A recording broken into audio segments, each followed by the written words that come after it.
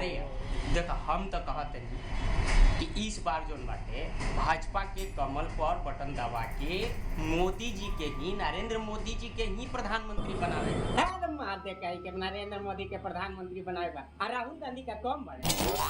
तुम सब एकदम गधा, एकदम पढ़ल लिखल, तुम लोग एकदम पागला। अरे यार तू लोग एकदम फालतू के बकवास करत रह। पंजा छाप आ कमल छाप आई अभी नया नया पार्टी बनला युवा नेता सब बड़न सा आप केजरीवाल के ऊ का बेचारे आई नीतीश आ मुलायम सिंह लोग का भूजा फाट जाए लोग छोड़ दुनिया के बात समझ लो।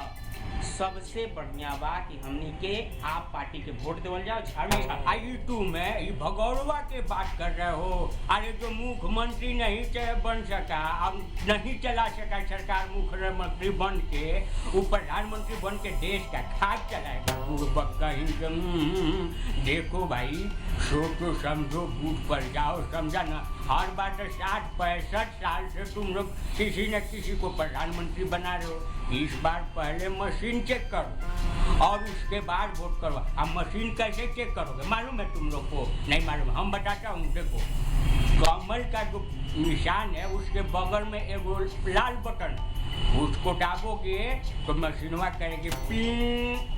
समझ लो कि मशीन एकदम बिल्कुल ठीक है।